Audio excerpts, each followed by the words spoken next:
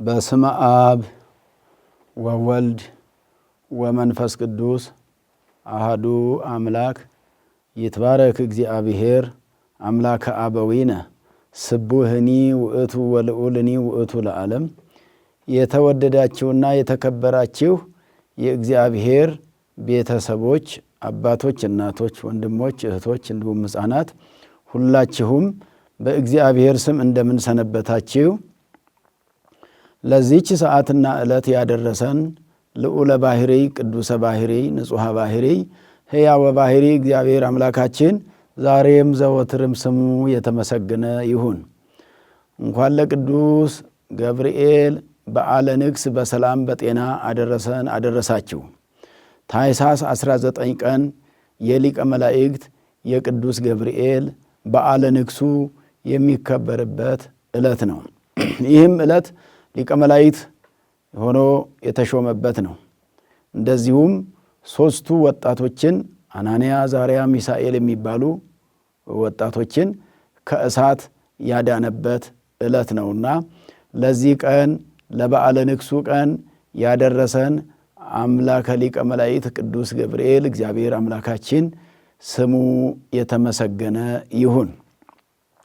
12 ወራት ተጠብቆ 365 ቀናት ተቆጥረው የሚገኝ ቀን ስለሆነ በዕድሜ በጤና የሚጠብቅ እግዚአብሔር ስለሆነ የእግዚአብሔር አምላካችን የቅዱስ ገብርኤል አምላክ የእግዚአብሔር ጥበቃ ሳይለየን በቀንም በሌሊትም ጠብቆን ከክፉ ነገር ሁሉ ሰውሮ ከዚህ ቀን ላደረሰን እግዚአብሔር ምስጋና ነው የሚገባውና እግዚአብሔር ከኛ ሌላ የሚፈልገው ነገር የለም።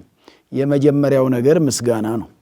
የተፈጠርንበትም ዓላማ እግዚአብሔርን ማመስገን ስለሆነ ቅዱሳን መላእክትም ተፈጥሯቸው ለምስጋና የተፈጠሩ ናቸው። የእግዚአብሔርን ስም ለመቀደስና ክብሩን ለመውረስ ከተፈጠሩት መካከል አንደኛው ሊቀ መላእክት ቅዱስ ገብርኤል ነው። ቅዱስ ገብርኤል ያለ ዕረፍት እግዚአብሔርን የሚያመሰግን ሊቀ መላእክት ነው። የእሱ ሰራዊትም ሰራዊተ ገብርኤል የሚባሉ የገብርኤል ሰራዊት ያለ ዕረፍት እግዚአብሔርን የሚያመሰግኑ ናቸው። ምስጋናቸው ዕረፍታቸው ነው ለመላእክት፣ ዕረፍታቸው ደግሞ ምስጋናቸው ነው። ቅዱስ ገብርኤልም ልረፍ ባለ ጊዜ እግዚአብሔርን ያመሰግናል፣ ላመስግን ባለ ጊዜ በምስጋና ዕረፍትን ያገኛል። የእግዚአብሔር ሰዎችም እንደ መላእክት ሲሆኑ ሰው ወደ ጽድቅ ሲሄድ ከኃጢአት ሲለይ በመልካም ሕይወት ውስጥ መኖር ሲጀምር ምስጋና ዕረፍት ይሆነዋል፣ ዕረፍትም ምስጋና ይሆነዋል።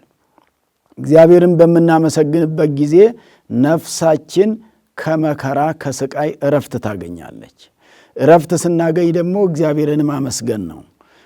ሄኖክም የተናገረው ለዚህ ነው። እስመ አኮቴቶሙ ዕረፍቶሙ ወዕረፍቶሙ አኮቴቶሙ፣ ምስጋናቸው ዕረፍታቸው ነው፣ ዕረፍታቸው ምስጋናቸው ነው ብሎ ስለ መላእክት ሲናገር ነፍሳችንም መላእክትን የምትመስል ረቂቅ ናትና የሰው ተፈጥሮ በነፍሱ ረቂቅ ነው፣ በአርአያ እግዚአብሔርም ተፈጠረ ተብሎ የሚነገርለት እግዚአብሔር አምላክ ሰውን በአምሳያዬና በምሳሌ በመልኬ በአርአያ ልፍጠር ሲል እግዚአብሔር ረቂቅ እንደሆነ ለሰው ልጅም ረቂቅ የሆነችን ነፍስ እንደሰጠ የማትዳሰስ የማትጨበጥ በምስጋና የምትኖር በምስጋና ውስጥ የምትመላለስ እንደ መላእክት የምታመሰግን እንደ መላእክት እንቅልፍ የሌላት እንደ መላእክት ድካም የሌለባት ነፍስ በውስጣችን ስላለች በአርአያ እግዚአብሔር ተፈጠርን የምንባልበትም ምክንያት ይህ ነው። ስለዚህ ይህ በዓል የቅዱስ ገብርኤልን ተራዳኢነት በሰፊው የምንመለከትበት ነው።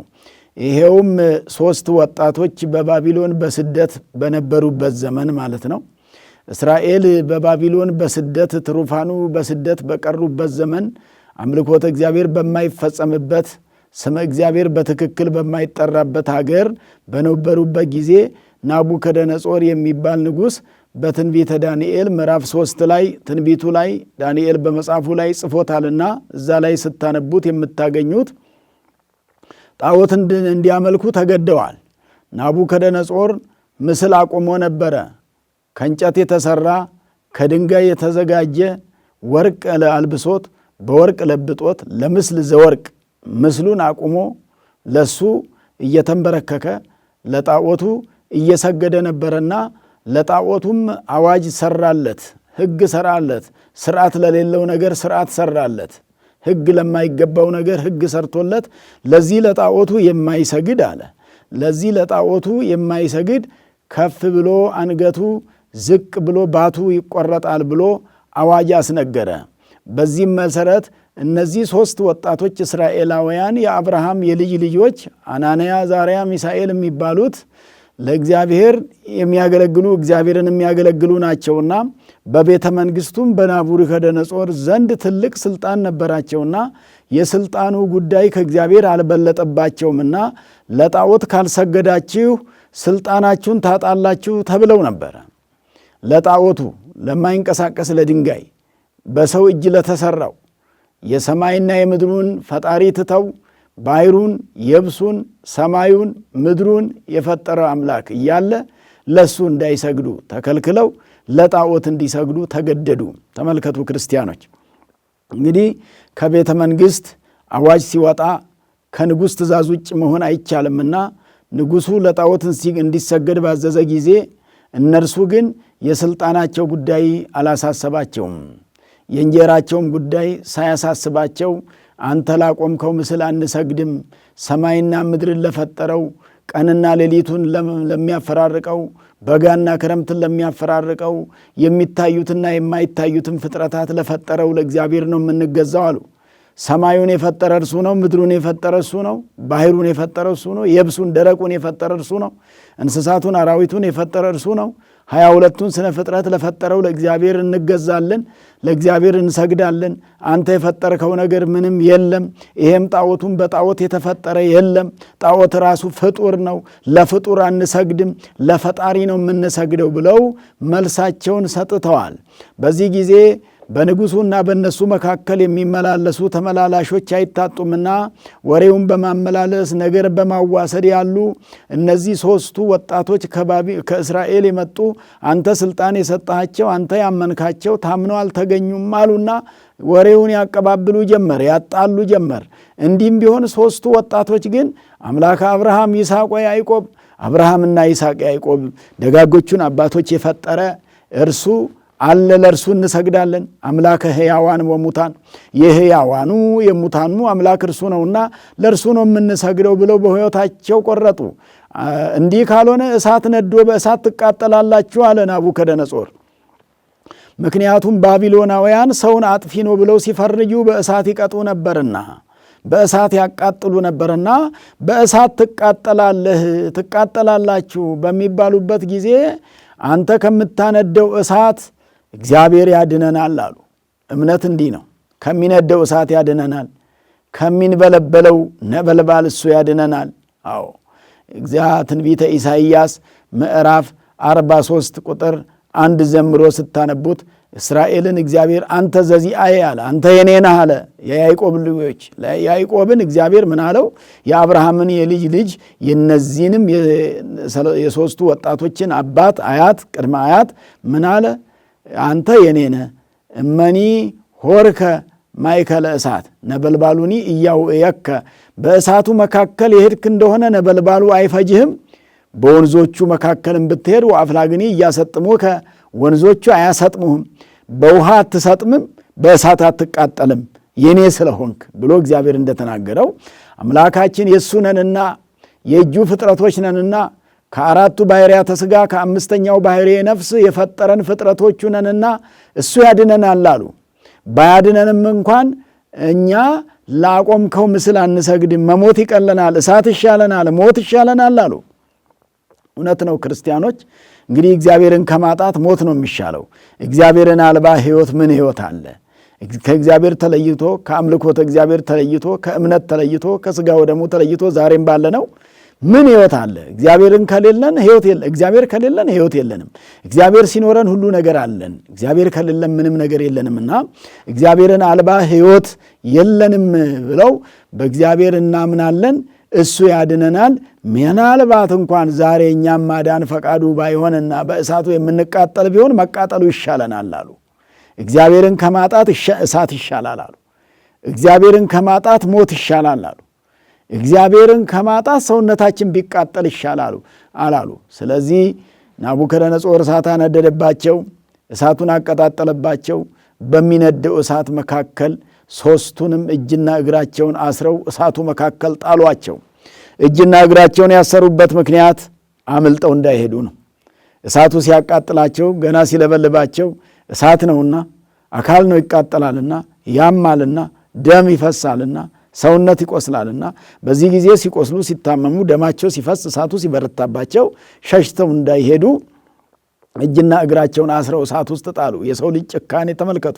ፍጡር በፍጡር ላይ ሲጨክን እሳቱ ላይ እየጣሉ ያሉትም እኮ የእግዚአብሔር ፍጥረቶች ናቸው። እሳቱ ላይ እየተጣሉ ያሉትም ደግሞ የእግዚአብሔር ፍጥረቶች ናቸው። ሰዎች እርስ በርሳቸው አንዱ አንዱን አላኖር ሲል እንዲህ ነው የሚሆነው። ምድር ትጠባለች ሰዎች አይምሯቸው ሲጠብ፣ ሰዎች አይምሯቸው ሲከፋ ምድሪቱ ትከፋለች። ሰዎቹ በመክፋታቸው ወገኖቻቸውን እንደነሱ በእግዚአብሔር አርአያ በእግዚአብሔር አምሳል የተፈጠሩትን ሰዎች ናቸው፣ እንስሳት አይደሉም። ታርደው ተጠብሰው የሚበሉ አይደሉም። እያወቋቸው አብሯቸው የኖሩት ጨክነውባቸው ንጉሱን ለማስደሰት እንግዲህ ንጉሥ ለወደደው ዘመን ለወለደው ማጎብደድ አንዳንድ ጊዜ ልምድ ስላለ ዓለማውያን እንዲህ ናቸውና አንዱ አንዱን ጥሎ ለማለፍ ሲል እነሱን አልፈው ስልጣን ለማግኘት የነሱን ቦታ ለማግኘት በእነሱ ቦታ ለመተካት ስንት ጊዜ እንደሚኖሩበት የማያውቁትን መሬት የሚያልፈውን ስልጣን ጠፊውን ስልጣን የማያልፍ ስልጣን እግዚአብሔር የሚሰጥ ብቻ ነውና ለዛ ለጣዖቱ አልሰግድ በማለታቸው በእሳቱ ውስጥ ተጣሉ። በሕይወታቸው ላይ ወሰኑ። አልከፋቸውም እንዲህም ሲሆንባቸው እንኳንም በእግዚአብሔር ሆነብን አሉ። አዎ ስለ እሱ እንገደላለን ብሎ ዳዊት እንደተናገረው በመዝሙረ ዳዊት መዝሙር 43 ቁጥር 22 ላይ እስመ በእንቲአዊ ቀትሉነ ኩሎ አሚረ ወኮነ ከመ አባግዕ ዘይጠብሑ ንቃ እግዚኦ ለምን ትትነውም። እንደሚታረዱ ለገና ለትንሣኤ እንደሚታረዱ በጎች ሆነን አለ ዳዊት። ስለ እሱ ብለን ዕለት ዕለት እንገደላለን አለ። ለመከራ የሚያበቃ ለሞትም ያበቃ መከራ ይደርስባቸዋልና ሦስቱ ወጣቶች ሰለስቱ ደቂቅ ሦስቱ ወጣቶች ሦስቱ ታዳጊዎች ገና እድገታቸውን ያልጨረሱ ገና ሥራ የጀመሩ ሥራ አጥነት በበዛበት ዘመን ሥራ አግኝተው በሥራው ላይ ፈተና ቢመጣባቸው ከእግዚአብሔር የሚበልጥብን ሥራ የለም አሉ። የእግዚአብሔር ነገር ይበልጥብናል አሉ። ሃይማኖት ከሥራ ይበልጣል። ሃይማኖት ከሩኖ ይበልጣል። ወገኖቼ ክርስትና ከዚህ በምድር ላይ ከምንደሰትበት ነገር በላይ ሁሉ አስደሳች ነው። እዚህ ምድር ላይ ያስደስቱናል የምንላቸው ነገሮች ሁሉ የዘላለም ደስታ አይሰጡንም። ጊዜያዊ ደስታ ነው። ዘላለማዊ ደስታ የሚሰጠው ክርስትና ነው። ሃይማኖት ከሁሉ በላይ ነው። ሃይማኖት ተወዳዳሪ ነገር ቁስ ከሃይማኖት ጋር አይወዳደርም። በምድር ላይ ያለው ሀብት ከሃይማኖት ጋር አይወዳደርም። ሃይማኖትን አስበልጡ ክርስቲያኖች። ሃይማኖት ከእግዚአብሔር ጋር የሚያገናኘን ነው። ሀብት ግን በምድር ላይ ነው። ሀብት ግን ካላወቅንበት እንደውም ከእግዚአብሔር የሚለይበትም ጊዜ አለ። ምድራዊ ስልጣን ከእግዚአብሔር ለይቶ ሰዎች ላይ የሚያስጨክነን ከሆነ ከእግዚአብሔር እንዳልሆነ የዛን ጊዜ የምናውቅ ነውና ስለዚህ እሳት ውስጥ ተጥለው በእሳቱ ተቃጥለው እነሱም በእሳት ያቃጠሉ ሰዎች አረፍን ተገላገልን ሲሉ እሳቱ እነሱኑ ተከትሎ ሄዶ የናቡከደነጾርን ከተማ አቃጠለበት። አያችሁ፣ እሳት የሚያቃጥሉ በእሳት ይቃጠላሉ። እሳት የሚያነዱ በእሳት ይነዳሉ። በሰይፍ የሚቆርጡ በሰይፍ ይሞታሉ። የሚገሉ ይሞታሉ። የሚያሳድዱ ይሰደዳሉ። የሚያስርቡ ይራባሉ። የሚያስጠሙ ይጠማሉ። የሚገፉ ይገፋሉ። የሚያሳጡ ያጣሉ። አዎ የሚጎዱ ይጎዳሉ። እንዲህ ነው እኮ ፍዳ ተባሪው አይቀርም፣ ይፈራረቃል። ዘመን ተፈራራቂ ነው። ጊዜ ተፈራራቂ ነው። እግዚአብሔር ያፈራርቃል። ጨለማ ከብርሃን ጋራ፣ ብርሃን ከጨለማ ጋራ መፈራረቁ ያለ ነውና እንዲህ አይነት መከራ ጸንቶባቸው እሳቱ ሲነድባቸው ሲቃጠሉ፣ ነገር ግን እነሱ በእሳት ውስጥ ሆነው እየተቃጠሉ ይባርክዎ ኩሉ ግብረ እግዚእ ለእግዚአብሔር እያሉ የእግዚአብሔር ሥራዎች ሁሉ እግዚአብሔርን ያመሰግናሉ። ይባርክዎ መላእክተ እግዚእ ለእግዚአብሔር፣ የጌታ መላእክት የጌታ አለቆች ጌታ ይሾማቸው ጌታ ከፍ ከፍ ያደረጋቸው እግዚአብሔርን ያመሰግናሉ። ይባርክዎ ሰማያት ለእግዚአብሔር፣ ሰባቱ ሰማያት እግዚአብሔርን ያመሰግናሉ እያሉ ፀሐይና ጨረቃ እግዚአብሔርን ያመሰግናሉ እያሉ አዎ ደጋና ቆላ እግዚአብሔርን ያመሰግናሉ እያሉ እንስሳቱ እግዚአብሔርን ያመሰግናሉ እያሉ አግብርተ እግዚእ የእግዚአብሔር አገልጋዮች የእግዚአብሔር አሽከሮች እግዚአብሔርን ያመሰግናሉ እያሉ ይሄን ይባርክዎን 33 መስመር ተናግረዋል። በ33 መስመር ዳንኤል የጻፈውና በምስጋና የምናመሰግነው ጌታ ወደዚህ ዓለም መጥቶ 33 ዓመት ከ3 ወር በምድር ላይ እንደሚኖር በምድር ላይ እንደሚያስተምር ዓለምን እንደሚያድን በቀራንዮ አደባባይ ተሰቅሎ ድነቱ እንደሚፈጸም ተገለጠላቸው። ነገረ መስቀሉ ተገለጠላቸው። ነገረ ስጋዌ ተገለጠላቸው ለእግዚአብሔር ሰዎች። አያችሁ፣ ሰዎች በእሳት ሲያቃጥሏቸው እግዚአብሔር ደግሞ ምስጢር ገለጸላቸው። እግዚአብሔር ምስጢረ ስጋዌን ገለጠላቸው። የድነቱን ምስጢር ገለጠላቸው። በእሳቱ መካከል ሆነው በመስቀል ላይ ተሰቅሎ ያዩት ነበር፣ ይታያቸው ነበረ። ራእዩን ያዩት ነበረ፣ ትንቢቱን ይናገሩት ነበረ፣ ምሳሌውን ይመስሉት ነበረ። አያችሁ፣ ሱባኤውን ይቆጥሩ ነበረ። ነቢያት ሆኑ ነው። ዓለም በእሳት ሲያቃጥል እግዚአብሔር ነቢያት አደረጋቸው። ነቢያት ነው የሆኑት። ከእሳት ከወጡ በኋላ እኮ በነቢይነት ነው ያገለገሉ። ምስጢረ ስጋዌ፣ ምስጢረ ስቅለቱ፣ ነገረ ስቅለቱ፣ የስጋ ወደሙ ነገር ስጋውን ቆርሶ ደሙን አፍሶ ለዓለም እንደሚሰጥ ነው የገለጠላቸው። ለነ አብርሃም እንደተገለጠ ለነ አብርሃም ላይ ቀራንዮን ነገር እንደገለጠ ለሶስቱ ወጣቶች ደግሞ እግዚአብሔር ይህን ምስጢር ገለጠላቸው። ቅዱስ ገብርኤል ከሰማይ ወርዶ ነበልባሉን በበትር ቢመታው፣ ያ በትሩ በትረ ረድኤት ነው። ዓለምን የሚረዳበት፣ ዓለምን የሚያማልድበት፣ አማኞችን የሚያማልድበት በትር ነውና በበትሩ እሳቱን ሲመታው በመስቀል ምልክት ነው የመታው። በትምህርተ መስቀል እሳቱን ሲመታው እሳቱ በረደላቸው። እግዚአብሔር የተመሰገነ ይሁን። ክርስቲያኖች፣ ክፉዎች እሳት ቢያነዱባችሁ እግዚአብሔር እሳቱን ያበርዳል። ከእግዚአብሔር የሚበልጥ ነገር የለም። እግዚአብሔር የማያበርደው እሳት የለም። ዓለም ባነደደ ቁጥር እግዚአብሔር ደግሞ ማብረዱን ያውቅበታል። አዎ፣ አጥፉ ኃይለ እሳት ተብሎ ቅዱስ ጳውሎስ በዚያ በዕብራውያን 11 ላይ ስለ አማኞች የሚያምኑ ሰዎች በእምነታቸው እሳትን ያጠፋሉ፣ የአንበሳውንም አፍ ይዘጋሉ፣ ከሰይፍ ያመልጣሉ፣ ከጦር ያመልጣሉ፣ ከሞት ያመልጣሉ ብሎ እንደተናገረ እምነት የማያደርገው ነገር የለም። እምነት ከሞት ያድናል፣ ከእሳት ያድናል፣ ከጭንቀት ያድናል፣ ከውርደት ያድናል፣ ከጥፋት ያድናል፣ ከሲኦል ያድናል፣ ከገሃነመ እሳት ያድናል። እምነት ነው ይሄን የሚያደርገው። እምነት ይሄን ሁሉ ያደርጋልና በእምነቱ ያኑረን እግዚአብሔር አምላካችን። አማኞች ከሆነ በእምነት የምንኖር ከሆነ ሰው ያመነበትን ነገር አያጣም። እምነት ዋጋ አያሳጣም። እምነት ዝም ብሎ አያስቀርም። እምነት ባዶአችንን አይሸኘንም። አዎ፣ ወፈኖሙ ራቆሙ ለብሉዓን ተብሎ ጸሎተ ማርያም ላይ እመቤታችን ቅድስት ድንግል ማርያም የተናገረችው ብዑላን ነን የሚሉ በኃጢአት የበለጸጉት ባዶአቸውን ይሄዳሉ። በክፋት የበለጸጉ ባዶአቸውን ይሄዳሉ። በክፋት የከበሩ ባዶአቸውን ይቀራሉ። ትሑታንን ግን እግዚአብሔር ከፍ ከፍ ያደርጋቸዋል። አይበዮሙ ለትሑታን ወአጽገቦሙ እምበረከቱ ለርሁባን። የተራቡትን ከበረከቱ ያጠግባቸዋል እግዚአብሔር። አዎ፣ እግዚአብሔር ዓለም ያስራባቸውን እግዚአብሔር ያጠግባቸዋል። ዓለም የገፋቸውን እግዚአብሔር ይደግፋቸዋል። ዓለም የጣላቸውን እግዚአብሔር ያነሳቸዋል። ይሄ ነው ትምህርቱ የዕለቱ ማለት ነው። ስለዚህ ቅዱስ ገብርኤል እሳቱን ያበረደበት ዕለት ነው። ለሰለስቱ ደቂቅ ለሶስቱ ወጣቶች የእሳቱ መብረድ ድንቅ የሆነበት ተአምር የተሰራበት ዕለት የተአምር ቀን ነው። እግዚአብሔር ተአምር አድራጊ ነው። በቅዱስ ገብርኤል ላይ በሊቀ መላእክት ቅዱስ ገብርኤል ላይ አድሮ እግዚአብሔር ለሰለስቱ ደቂቅ ተአምሩን አደረገላቸው። ክርስቲያኖች፣ ዛሬም እግዚአብሔር አምላክ በቅዱስ ገብርኤል ላይ አድሮ ብዙዎቻችንን ነው የሚረዳን። በቅዱስ ገብርኤል ላይ አድሮ ከብዙ ችግር እያወጣን እግዚአብሔር ባይፈቅድ ከወደቅን ከተኛንበት መነሳት አንችልም እኮ። ተኝተን ሲነጋ የሚያነቃን እግዚአብሔር ነው። እንቅልፉን ግፍፍ አድርጎ ወስዶ አንቅቶ እንደገና ማታ ስትተኙ መነሳታችሁን እርግጠኞች ናቸው? መተኛታችንን እንጂ እኮ ለመነሳታችን እርግጠኞች አይደለንም እኮ። እንቅልፉን አሳልፎ በዛ እንዳንቀር አድርጎ በእንቅልፉ ውስጥ እንዳንሄድ አድርጎ የሞት ታናሽ በሆነው በእንቅልፍ ውስጥ ሄደን እዚሁ ምድር ላይ እንዳንቀር ወደ መቃብር እንዳንገባ ከእንቅልፍ አትግቶ አንቅቶ ስሙን እንድናመሰግን ብርሃኑን እንድናይ በቀን እንድንመላለስ ያደረገን እግዚአብሔር ነው። ስለዚህ ቅዱስ ገብርኤል የተሾመበትም ዕለት ነው።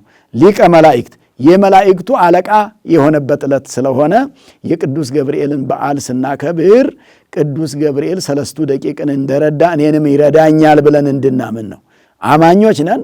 እምነታችን ጽኑ ሊሆን ይገባል። እምነት ባልሆነ ነገር እንዳይሸረሸር፣ እምነት በረሃብ ምክንያት እንዳይሸረሸር፣ በጥማት ምክንያት እንዳይሸረሸር፣ ነገሮች ሲቀያየሩብን እምነት እንዳይሸረሸር። ዓለም ነገሮቻችንን ይቀያየርብናልና ዓለም ብዙ ነገር ያሳጣናልና የዓለም ችግር በበዛ ቁጥር እምነታችን እንዳይሸረሸር አሁን በየጊዜው እኮ በዓል ማክበር፣ ታቦት ማውጣት፣ ወንጌል መማር፣ ቅዳሴ ማስቀደስ ያስፈለገው እኮ እምነታችን እንዳይሸረሸር ነው። እምነታችን እንዲጠበቅ ነው። እምነታችን በየጊዜው ትምህርት ያስፈልገዋል፣ ጽናት ያስፈልገዋል። እምነቱ እንዲጠና ጸሎት ያስፈልጋል፣ ስግደት ያስፈልጋል፣ ጾም ያስፈልጋል። ቅዱሳን አባቶቻችን ነቢያት የጾሙትንም ጾም እየጾምን ያለንበት ሰዓት ነው። ታኅሳስ እንግዲህ የነቢያቱ ጾም ቅዱስ ገብርኤል እመቤታችንንም ያበሰረበትን እናስባለንና ይሄንን ጾም ስንጾም ቅዱስ ገብርኤል እመቤታችንን እንዳበሰረ የምናስብበት እመቤታችን ብስራተ መላእክን የተቀበለች እንደሆነ እግዚአብሔር አብ ደግሞ ቅዱስ ገብርኤልን እግዚአብሔር ወልድን እንደሚወለድ ያበስር ዘንድ በዚህ በጾም ውስጥ እግዚአብሔር አብ ይታሰባል፣ እመቤታችን ትታሰባለች፣ ቅዱስ ገብርኤል ይታሰባል። እነዚህ ሦስቱም በውስጡ እያሰብን የምንጾመው ጾም ነውና ስለዚህ ይሄ ዕለት ሦስቱ ወጣቶች ከእሳት የዳኑበት ዕለት ስለሆነ እኛም እሳቱ ብዙ ነው። ዛሬም እሳት ይነዳል። የሚያነዱም አይታጡም። እሳት የሚነድባቸውም አሉ። እሳት አንዳጅ አለ፣ እሳቱ አለ፣ እሳቱ የሚነድባቸው አካላት አሉ።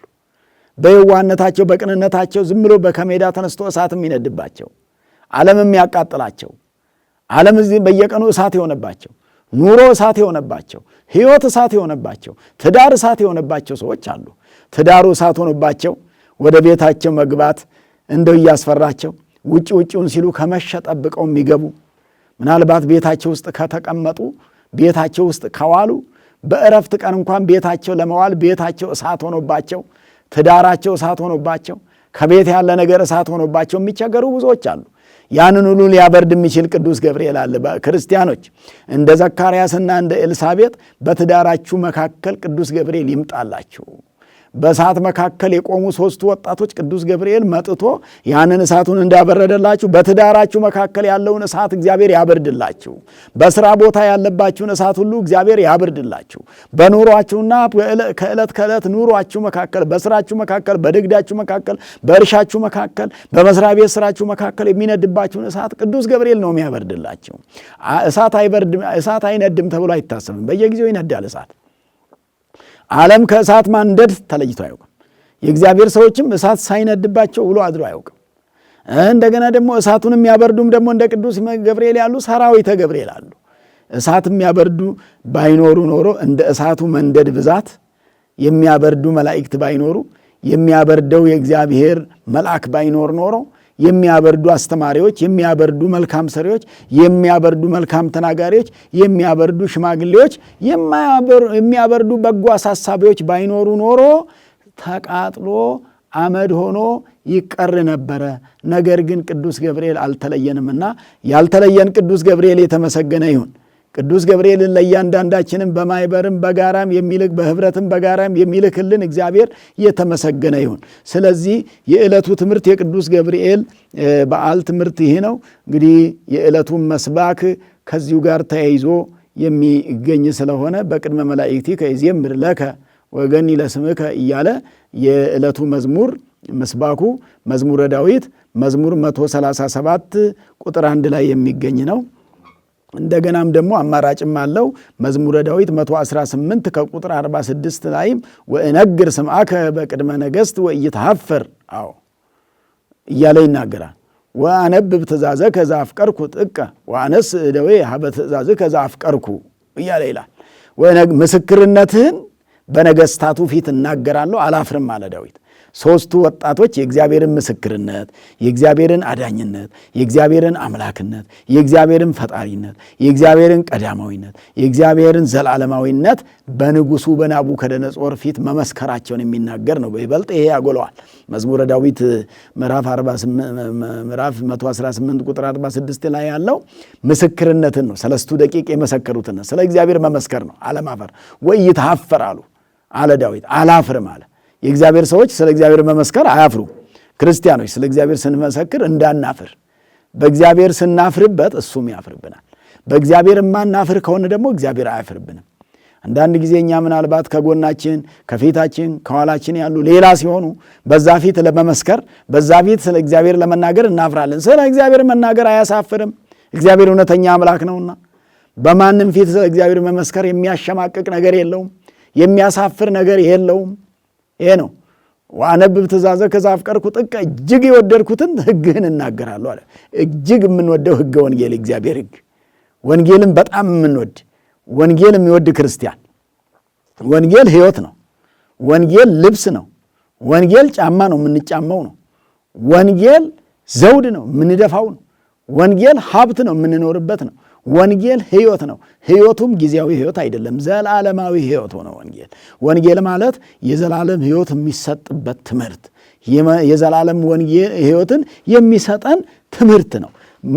የዘላለም ሕይወት የሚገኝበት መድረክ ነው፣ የሚገኝበት መጽሐፍ ነው፣ የሚዳንበት መጽሐፍ ነው፣ እግዚአብሔርን የሚያዩበት መጽሐፍ ነው፣ እግዚአብሔርን የሚያነጋግሩበት መጽሐፍ ነው። ዋዜማውም ማሕሌቱም ቅዳሴውም ወንጌል ነው።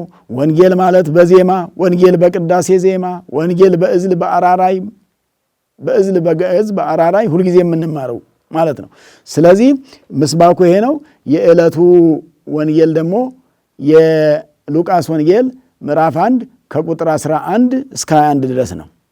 የሉቃስ ወንጌል ምዕራፍ 1 ከቁጥር 11 እስከ 21 ድረስ ቁጥር 19 ላይ በይበልጥ እኔ በእግዚአብሔር ፊት የምቆመው ቅዱስ ገብርኤል ነኝ ነው ያለው። ቅዱስ ገብርኤል በእግዚአብሔር ፊት የምቆመው እግዚአብሔርን የማመሰግነው ከእግዚአብሔር ፊት የማልለየው ከእግዚአብሔር ሳልለይ እግዚአብሔርን የማመሰግነው ነኝ ብሎ ነው ለዘካርያስ የመሰከረው። እኔ በእግዚአብሔር ፊት የምቆመው ቅዱስ ገብርኤል እኔ ገብርኤል ነኝ ብሎ ነው ራሱን ለዘካርያስ ያስተዋወቀው። ዘካርያስና ኤልሳቤጥን ባረካቸው መልአኩ። እነሱን እንደባረካቸው ዛሬም ባለትዳሮች አባቶች ዘካርያስን የባረከ ቅዱስ ገብርኤል ይባርካችሁ።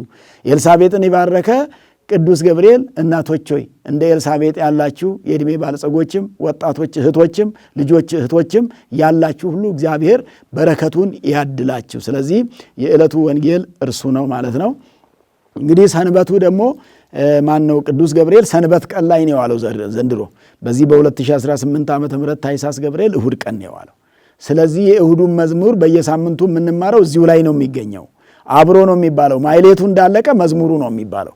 ማሕሌቱ ስለ ቅዱስ ገብርኤል ዓመታዊ ክብረ በዓል ነው። መዝሙሩ ደግሞ ስለ ሰንበቱ ነው።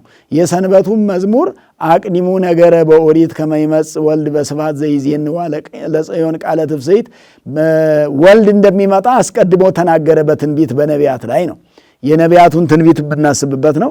ይሄ ሰንበት ግን ከሌሎቹ ሰንበታት ደግሞ ለየት ብሎ ያለፈ ስብከት ነበረ። ዛሬ ብርሃን ይባላል። 3 ሳምንታት ስያሜ ያላቸው ብለናል። የዛሬው ምንድን ነው የሚባለው? ብርሃን ነው የሚባለው። ብርሃን ማለት ከጨለማ የተለየ ማለት ነው። ጨለማንም የሚያርቅ ማለት ነው። ብርሃን ክርስቶስ ነው።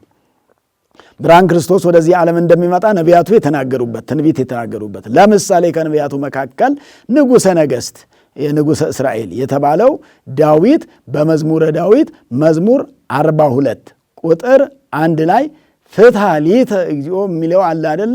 እሱ ላይ ቁጥር 2 ላይ ከቁጥር 1 ጀምሮ ብንለው ይሆናል። መዝሙረ ዳዊት 42 ቁጥር 1 እና 2 ላይ ምንድነው የሚለው? ፈኑ ብርሃነከ ወጽድቀከ፣ ብርሃንህንና ጽድቅህን ላክ ይላል ዳዊት። ማንን? እግዚአብሔር አብን። ብርሃን የሚለው ማለት ነው ይቅርታና ቸርነትህን ላክ ነው። እንግዲህ ከባቢሎን እስራኤል ሲፈጡ ስለ ትሩፋን በባቢሎን ስለቀሩት የተናገረው ነው። ዳርዮስን፣ ቂሮስን፣ ዮሴዕን፣ ዘሮባቤልን ላካቸው እነዛ እንዲወጣ እንዲያረጉኝ። ቂሮስ፣ ዳርዮስ በነዛ ዘመን ነው ትሩፋን ከባቢሎን የወጡት። እንደገና ደግሞ ዮሴዕና ዘሩባቤል ደግሞ እነሱም በእነሱ መሪነት ስለተወጣ እነሱን ላክ ይላል። ይሄ ብሉይ ኪዳኑ ትርጓሜ ነው። የአዲስ ኪዳኑ ትርጓሜ ግን ብርሃን ወልድን ላክ ነው። እግዚአብሔር አብን ብርሃን ወልድን ብርሃን ነው የሚባለው ወልድ የጨለመውን ዓለም ያበራ ወልድ ስለሆነ ለዛ ነው ብርሃነከ ወጽድቀከ ይላል። ሐዋርያትንና 70 አርድእትን ላክ። አዎ እማንቱ ይምርሃኒ ወይሰዳኒ ደብረ መቅደስከ፣ በነዛ ጊዜ መርተው ወደ ኢየሩሳሌም ያገቡኝ ዘንድ። አሁን ደግሞ ሐዋርያትና ነቢያትና ሐዋርያትና 70 አርድእት እኔን መርተው ወደ ገነት ወደ መንግሥተ ሰማያት ያገቡኝ ዘንድ ማለት ነው። መምህራን እኛን አስተምረው ገነት እንድንገባ ነው የሚያደርጉን። መምህራን እኛን አስተምረው መንግሥተ ሰማያት እንድንገባ ነው ያሉት። ብርሃንና ጽድቅ የተባሉት መምህራን ናቸው። ንስሐ አባቶች ናቸው። ካህናት ናቸው። አገልጋዮች ናቸው። ሰባክያነ ወንጌል ናቸው። ስለ መንግሥተ ሰማያት የሚነግሩን ናቸው። ወደ ገነት እንዴት መግባት እንደሚገባን ለገነት የሚያበቃ ለጽድቅ የሚያበቃ ሥራ የሚነግሩን ናቸው። ወውስተ አብያቲከ እግዚኦ፣ በቤት ውስጥ በመንግሥተ ሰማያት እንኖር ዘንድ ወደዛ ያገቡን ዘንድ ይላልና እንደገና ደግሞ ሥጋህን ደምህን ስጠን ነው። በሌላው ወልድ ሆይ ነው። ፈኑ ብርሃነከ ወጽድቀከ አለ። ብርሃነከ ሥጋህን፣ ጽድቀከ ደምህን፣ ሥጋህንና ደምህን ስጠን። ሥጋህንና ደምህን ለመቀበል ፍቀድልን። ከኃጢአት አውጣን። ክርስቲያኖች ይሄን ነው ልትጸልዩ የሚገባው። ያልቆረባችሁ ሰዎች ለሥጋ ወደሙ አብቃን ብላችሁ እንድትጸልዩ ያስፈልጋል። ለሥጋ ወደሙ አብቃን። ባለመቁረባችሁ እንዳትደሰቱ፣ ባለመቁረባችሁ አዝናችሁ እንድትኖሩም አይደለም። ባለመቁረባችሁ ከእግዚአብሔር ተለይተናል ብላችሁ ወደ እግዚአብሔር የምትመለሱበት ነገር ያስፈልጋል። የዕለቱ ምስባክ የመዝሙሩ ይሄ ነው። ወንጌሉ ደግሞ የዮሐንስ ወንጌል ምዕራፍ 1 ከቁጥር 1 እስከ 19 ድረስ ያለው ነውና ብርሃን ወደ ዓለም መጣ ብሎ የሚናገር ስለሆነ ስለ ብርሃን የሚናገር ሰንበት ስለሆነ በዚህ ዕለት ቅዱስ ገብርኤልም ብርሃን ነው። የእሱ ብርሃንነት ግን ከጌታ ብርሃን በታች ነው። ከሁሉ ብርሃን ኢየሱስ ክርስቶስ ነው። ብርሃን ኢየሱስ ክርስቶስ በብርሃን ተመላለሱ ተብለናልና ብርሃናውያን መሆን ያስፈልጋል። እውነትን መናገር በብርሃን መመላለስ ነው። ስንዋሽ በጨለማ መኖራችን ነው። አዎ ክፉ ሰው ወደ ዓለም ወደ ብርሃን አይመጣም ይላል ቅዱስ ዮሐንስ እዚህ ወንጌል ላይ ሲጽፍ። ዘይገብር እኮ ክፉ የሚሰራ ሰው ወደ ብርሃን አይመጣም ከመይት ከሰጥቶ ምግባሩ ስራው እንዳይገለጥበት። አያችሁ፣ ተደብቆ ክፉ ስራ የሚሰራ ሰው እኮ ወደ ብርሃን መምጣት አይፈልግም፣ ወደ እውነት መምጣት አይፈልግም። ከእውነት ተደብቆ ነው የሚኖረው። ከእውነት ተደብቆ ነው የሚኖረው። ለምንድን ነው ከእውነት የሚደበቀው? እውነት ስለማይፈልግ ማለት። እውነትን እንውደዳት። እውነት ለጊዜው ሊመር ይችላል። እውነት ፈላጊዎች ባነሱ ቁጥር እውነት የሌለ ይመስለን ይሆናል እንጂ እውነት ባለበት አለ። እውነተኞች ላይኖሩ ይችላሉ፣ እውነት ግን አለ። ሃይማኖት አለ። ሃይማኖተኞችና የሃይማኖትን ስራ የሚሰሩ ሰዎች ላይኖሩ ይችላሉ። የሃይማኖትን ስራ የሚሰሩ ሰዎች ሊያንሱ ይችላሉ፣ ሊጎድሉ ይችላሉ፣ ቁጥራቸው ሊመናመን ይችላል። ሃይማኖት ግን አለ። አዎ እግዚአብሔር አለ። በእግዚአብሔር የሚያምኑ ሰዎች ግን ሊያንሱ ይችላሉ። የእግዚአብሔርን ስራ የሚሰሩ ሰዎች ያንሳሉ፣ እግዚአብሔር ግን አለ። የእግዚአብሔር ስራም እውነተኛው ስራ አለ። እውነተኛው የእግዚአብሔር ስራ እያለ በእውነት መኖር የሚያቅተን ብዙዎች እንኖር ይሆናልና በእውነት መኖር እንድንችል እግዚአብሔር አምላካችን ሁላችንንም ይርዳን። ይሄን የቅዱስ ገብርኤልን በዓል የሰላም፣ የጤና፣ የበረከት፣ የረድኤት፣ የፍቅር፣ የስምምነት በዓል ያድርግልን። በያላችሁበት በአገር ውስጥም ከአገር ውጭም የቅዱስ ገብርኤልን በዓል የምታከብሩ በዕለተ ሰንበት በመዋሉ ጥሩ ቀን ላይ ነው የዋለው። ሁሉም ሰው ወደ ቅዱስ ገብርኤል ነው። አብያተ መስሪያ ቤቶች ተዘግተው ሌሊት በማህሌት የሚቻለው ቅዳሜም ስለሆነ ከዋዜማም ጀምሮ ቤተ እግዚአብሔር፣ ከዚያም ሌሊቱን በማህሌት በቤተ እግዚአብሔር። ሌላው ያኛ ያልቻለ ደግሞ ጠዋት ለቅዳሴ መጥቶ አስቀድሶ ተቀድሶ ማስቀደስ መቀደስ ነውና የእግዚአብሔርን በዓል ማክበር መከበር ነውና እግዚአብሔርን በዓሉን ባከበርን ቁጥር እኛንን የምንከብረው እንጂ ለእግዚአብሔር የምንጨምርለት ነገር የለም። ሁልጊዜ እንደምንማረው ቤተ እግዚአብሔር ስንመጣ ለራሳችን ነው የምንመጣው፣ ለእግዚአብሔር አይደለም የምንመጣው። ለእግዚአብሔር ብለን ሳይሆን ለራሳችን ነው የምንመጣው። የምንጸልየውም ስለ ራሳችን ነው። አስራቱን በኩራቱን መባኑን ስለቱንም የምንሰጠው ስለ ራሳችን ሕይወት ነው። ወደ እግዚአብሔር በመጣን ጊዜ ለራሳችን እንደመጣን እንዳንረሳ ያስፈልጋል። ለእግዚአብሔር የመጣን እግዚአብሔርን ለመጥቀም የመጣን እንዳይመስለን። እግዚአብሔር የሆነ ነገር ጎሎበት ልንሞላለት፣ የሆነ ነገር ተጣሞበት ልናቃናለት የመጣን እንዳይመስለን። ለራሳችን ነው። ስንቀርም ለራሳችን ነው የቀረነው፣ ከራሳችን ነው የቀረነው ማለት ነው። ራሳችን ከምንጠቀምበት ነገር ነው የቀረነው ስንቀር። ሳንቆርብ ስንቀር የምንጎዳው እኛ፣ ስንቆርብ የምንጠቀመው እኛ። ባለመቁረባችን የምንጎዳው እኛ ነን እንጂ እግዚአብሔር እኮ አይጎዳም። እሱ አንዴ እኮ ለእኛ ብሎ ራሱን ዝቅ አድርጎ በምድር ላይ ተመላልሶ ሥጋውን ቆርሶ ደሙን አፍሶ ሰጥቶን 6666 ጊዜ ተገርፎ መገረፍ የሌለበት ስለ እኔና ስለ እናንተ ተገረፍ። አስገረፍ ነው እኮ፣ ለግርፋት አበቃ ነው እኮ፣ እንደ በደለኛ አስቆጠር ነው እኮ፣ ከሽፍቶች ጋር እንዲሰቀል አደረግ ነው እኮ። እንዲህ ይሄን ሁሉ መከራ ያደረስንበት እኛ የሰዎች ልጆች ነን።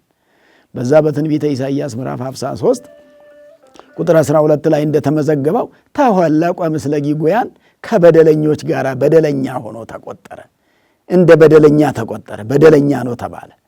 አያችሁ፣ ወአርስህዎ ይላል እዛ ቅዳሴው ላይ፣ እንደ በደለኛ ቆጠሩት።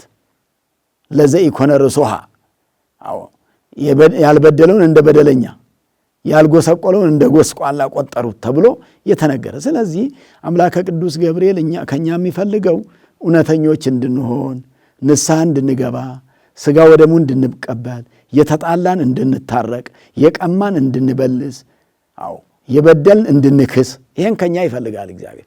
ክርስቲያኖች የክርስትና ሥራ እንስራ፣ ክርስቲያኖች እንሆን። ክርስትና ተነስተን ክርስቲያኖች ሳንሆን እንዳንኖር። አንዳንድ ጊዜ ክርስቲያን መሆን እያቃተን ክርስትና ብቻ ውስጥ እምነቱ ውስጥ ያለን በድርጅቱ ውስጥ ያለን በተቋሙ ውስጥ ያለን በእግዚአብሔር ሕይወት ውስጥ ግን የሌለን በእውነተኛ ሕይወት ውስጥ የሌለን በሥጋ ወደሙ ውስጥ የሌለን በድነት ውስጥ የሌለን አለንና በሕይወቱ ውስጥ መኖር ያስፈልጋል። ከትምህርቱ ጋር የሚሄድ ሕይወት ያስፈልገናል። ከበዓሉ ጋር የሚሄድ ሕይወት ያስፈልገናል። ከቅዱስ ገብርኤል ጋር የሚሄድ ሕይወት ያስፈልገናል። ቅዱስ ገብርኤል መላእክት የሚደሰቱበት ሕይወት ከኛ ያስፈልጋል። ሕይወታችን መላእክትን የሚገፋ እንዳይሆን። ኃጢአት ስንሰራ መላእክት አይጠጉንም። በደል ስንሰራ መላእክት አይጠጉንም። ቅዱሳን አይጠጉንም። እግዚአብሔርም ይለየናል። ከእግዚአብሔር ተለይተን ስንኖር እግዚአብሔርም እንዳይለየን፣ እግዚአብሔር ሊለየን አይፈልግም። እኛ ቀድመን እንዳንለየው ያስፈልጋልና ከእግዚአብሔር ጋር የሚኖር ሕይወት ያስፈልጋል። ስለዚህ ገብርኤል ማለት አምላክና ሰውና አምላክ ተብሎ ገብርኤል ብሂል ብእሲው አምላክ አምላክና ሰውና አምላክ። ምክንያቱም ምስጢረ ሥጋዌን የሚናገር ስለሆነ አምላክ ሰው እንደሆነ ሰው አምላክ እንደሆነ የመሰከረ ያበሰረ መልአክ ነው። ምን ብሎ ነው ያበሰረው? አምላክ ሰው ሆነ አለ፣ ሰው አምላክ ሆነ አለ። በዓለም ውስጥ ይሄን ያበሰረ ነው። ሌሎች መላእክት ይሄን አላበሰሩም። ይሄ የተፈቀደው ለቅዱስ ገብርኤል ሰው አምላክ ሆነ ብሎ ያልተሰማ ነገር በምድር ላይ እስከ አሁን ድረስ ተደርጎ የማይታወቅ ነገር እስከ ዛሬ ድረስ ያልተደረገ ነገር ይሄው ሰው አምላክ ሆነ፣ አምላክ ሰው ሆነ። ትጸንሲ ትጸንሻለሽ። ለእመቤታችን ይሄን ይነገራል። ከዛ በፊት ማን ይሄን ተናግሮ ያውቃል? ማንም እኮ እንዲህ ይፈጸማል ትንቢት እያለ ይናገር ነበር እንጂ ድርጊቱን ፍጻሜውን የተናገረው ቅዱስ ገብርኤል ነው። በነቢያትም ላይ አድሮ ትንቢት ሲያናግር የቆየው እሱ ነው። በመጨረሻው ሰዓት ደግሞ እመቤታችንን ያበሰራት እርሱ ነው። ገብርኤል ማለት የሰውን አምላክ መሆንና የአምላክን ሰው መሆን የተናገረ መልአክ ስለሆነ ብእሲው አምላክ ይባላል። ቅዱስ ገብርኤል ገብር ይባላል። የእግዚአብሔር አሽከር ማለት ነው። ኤል ማለት እግዚአብሔር ማለት ነው። የእግዚአብሔር አገልጋይ፣ የእግዚአብሔር አሽከር፣ የእግዚአብሔር ተላላኪ፣ የእግዚአብሔርን ቸርነት ወደኛ ወደ ሰዎች የሚያመጣ የእኛን ጸሎትና ትሩፋት ወደ እግዚአብሔር የሚያሳርግ ማለት ነው ቅዱስ ገብርኤል። የቅዱስ ገብርኤል ሕይወት ይህ ነውና በዚህ ሕይወት ለመኖር እንድንችል እኛ ኦርቶዶክሳውያን መላእክቱን አገልግሎታቸውን እናውቃለን፣ ምልጃቸውን እናውቃለን፣ ተራዳኢነታቸውን እናውቃለን። ሦስቱን ወጣቶች ቅዱስ ገብርኤል እንደረዳ እኛንም እንደሚረዳን እናምናለን። ሌሎች አማኞችንም እንደሚረዳ እናምናለን። ችግር የበዛባቸውን ሁሉ ከችግራቸው የሚያላቅቃቸው መልአክ መሆኑን እናምናለንና እምነታችን ይህ ስለሆነ በእምነታችን ጸንተን ለመኖር አምላካችን መድኃኒታችን ኢየሱስ ክርስቶስ ሁላችንንም ይርዳን። በዓሉን ስናከብር ክቡራን የክብር ሰዎች ከእግዚአብሔር ክብር የምናገኝበት በዓል ነውና ከእግዚአብሔር ክብር ልናገኝበት የተዘጋጀን ስንሆን ወደ እግዚአብሔር ቤት መጥተን ክብር አተን እንዳንሄድ። ይሄ ክብሩ ምድራዊ ክብር አይደለም። በምድር የከበረ ሰው ምንም ማለት አይደለም። እሱ በምድር መዋረድም በእግዚአብሔር ዘንድ ክብር ያሰጣንና ከእግዚአብሔር ያለውን ክብር እንዳናጣበት፣ ክብር የምናጣበት እንዳይሆን ጾም ነውና በጾም ሰዓት ሥጋ አይበላምና በጾም ሰዓት አይታረድምና ለሌሎችም አርዶ ማብላት አይገባምና ጾም ነው። 7 አጽዋማት አሉን በቤተ ክርስቲያናችን። ከ7ቱ አጽዋማት አንዱ ይሄ የገና ጾም ወይንም የነቢያት ጾም የቅዱስ ገብርኤል በዓል ታኅሳስ ላይ የሚውልበት በዓል ነውና የእርድ በዓል አይደለም ነው፣ አይታረድበትም ነው። ከ7ቱ አጽዋማት አንዱ ነው። በመጾማችን አልተበደልንም ክርስቲያኖች፣ በመጾማችን አተረፍን እንጂ አላጎደልንም። በመጾማችን ብዙ አገኘንበት እንጂ አላጣንበትም። በጾማችን ከእግዚአብሔር ታረቅንበት እንጂ ምንም አልሆንበትም። ጾም ከእግዚአብሔር ጋር መታረቂያ ነው። ጾም ከእግዚአብሔር ጋር መገናኛ፣ ከእግዚአብሔር ጋር መነጋገር ነውና ይህን እግዚአብሔር ጋር የምንነጋገርበትንም ጾም እንዳናበላሽ ያስፈልጋል። እንዳይበላሽብን፣ እግዚአብሔርን እንዳናጣበት፣ ሕይወት እንዳናጣበት፣ መልካም ነገር እንዳናጣበት ያስፈልጋልና ይሄ ጾም የነቢያቱ ጾም፣ ነቢያት እንደ ጾሙት እኛም ጾመን በረከት እንድናገኝ። ነቢያት ይህን እየጾሙ ነው ሰው አምላክ ሆነ አምላክ ሰው ሆነ እያሉ ሲሉ የነበረው። ስለዚህ እኛ ደግሞ ፍጻሜውን ያገኘን የዳንበት ሕይወት ያገኘንበት ስለሆነ ነቢያት አባቶቻችን ይሄን ጾም ጾመው ምስጢረ ሥጋዌን ተንብየዋል ብለን እኛ ደግሞ ምስጢረ ሥጋዌው ተፈጽሞልናል። ያ የነቢያት ቃል አልተዋሸም፣ ያ የነቢያት ቃል ተፈጸመ፣ ያ የነቢያት ቃል አልታበለም፣ ውሸት አልሆነም፣ እውነት ሆነ፣ ተፈጸመ ብለን ነው የምንጾመው እንጂ ገና ይወለዳል እያልን አይደለም የምንጾመው። ተወልዶልናል አድኖናል እያልን ነው የምንጾመውና ስለዚህ ጾሙ የተከበረ ጾም ነው። የሚጾሙ ሰዎች ክብር ያገኛሉ። 3 ደቂቅ ይጾሙ ነበረ። ነቢያቱ ይጾሙ ነበረ። ነቢያት በመጾማቸው አልተጎዱም። ሐዋርያት በመጾማቸው አልተጎዱም። አባቶቻችን በመጾማቸው እኮ ከእግዚአብሔር ጋር ነው የኖሩትና ስለ ራሳችሁም ትጾማላችሁ፣ ስለ ጸውም ትጾማላችሁ፣ ስለ ሀገርም ጾሙ፣ ስለ ሀገርም ጸልዩ። ሀገራችን ሰላም እንዲያደርግልን፣ ሰዎቻችን እንዲፋቀሩ፣ እንዲከባበሩ፣ መሪውና ተመሪው እንዲደማመጥ፣ እንዲተሳሰቡ፣ እንዲተጋገዙ፣ ሀገር የጋራ ነው እንዲሉ፣ ሀገር እንድንጠብቅ እንዲሉ፣ ትውልድ እንዲጠበቅ እንዲሉ፣ መልካም ሸጋ ትውልድ እንዲገኝ እንዲሉ። ሸጋ ማለት መልካም የሆነ ለሀገር የሚያስብ፣ ለቤተ ክርስቲያን የሚያስብ፣ ለወገን የሚያስብ፣ ነገን የሚያስብ፣ ትውልድን የሚያስብ፣ ተተኪ ትውልድን ለማፍራት የሚጥር፣ የትናንትናውን የሚያስብ፣ ዛሬ መልካም ነገር የሚሰራ፣ ለነገ ሀገራችን ኢትዮጵያን ለትውልድ የሚያሸጋግር ትውልድ ማግኘት እንድንችል፣ ትውልድ ሁሉ እንዲፋቀር፣ ትውልድ ሁሉ ሰላም እንዲያገኝ፣ እንደየቤተ እምነቱ እንደየኑሮ ተከባብሮ እንዲኖር በነፍጥ ሳይሆን በፍቅር በምክር በንግግር በመወያየት ሀገርን እንጠብቃለን፣ የሰው ነፍስ መውደቅ የለበትም ብሎ የሚያስብ ትውልድ እንድናገኝና እንደዛ እንድናስብ መጾምና መጸለይ ያስፈልጋልና በመጾም በመጸለይ እግዚአብሔርን ማነጋገር ስለሚገባ ነው። ስለዚህ ሚዲያችንን ንጉሥ ሚዲያ ወይንም ንጉሥ ቲዩብ የምትከታተሉ ለሌሎችም እያዳረሳችሁ ነው። ሌሎችም እንዲማሩበት እያደረጋችሁ ነው። በዚህ በጣም ነው የምናመሰግናችሁ። ዲያቆናቱ ደግሞ በሙያቸው እናንተን ሲያግዙ፣ እናንተን ሲያገለግሉ በዓል በመጣ ቁጥር፣ ሰንበት በመጣ ቁጥር ሳይቋረጥ በክትትል በይበልጥ እነዚህ ልጆች የሚያግዙት እገዛ በጣም ትልቅ ነውና እነሱ እየተከታተሉ አስተካክለው ወደ እናንተ ስላስተላለፉ ነው እኔ ማስተማር የቻልኩት። እነሱ ናቸው እኔን እያንቀሳቀሱ እኔን እያሰሩ ያሉትና ሁላችሁም በጸሎት እንድታስቧቸው፣ ሚዲያችንንም በምትችሉት ሁሉ እንደ ካሜራ ያለ ሌሎች ማቴሪያሎችን በማሟላት እንድታግዙም እንግዲህ እናሳስባለን። እስካሁን ድረስ ምንም አይነት እንድታግዙ ያልነው ነገር የለም።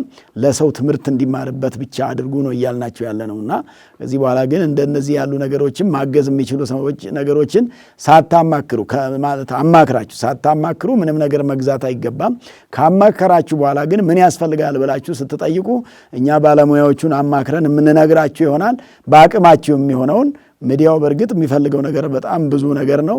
በብዙ ነገር መደራጀት ያለበት ነው። በሰው ኃይልም መደራጀት ያለበት፣ በማቴሪያል መደራጀት ያለበት፣ በስቱዲዮ ጉዳይ መደራጀት ከዚህ በላይ መሄድ አሁን በተውሶ ስቱዲዮ ነው የምናስተምራችሁና ይህ ሁሉ የሚያስፈልገው በመሆኑ ተጋግዘን እንድንማርበት እንድንማማርበት።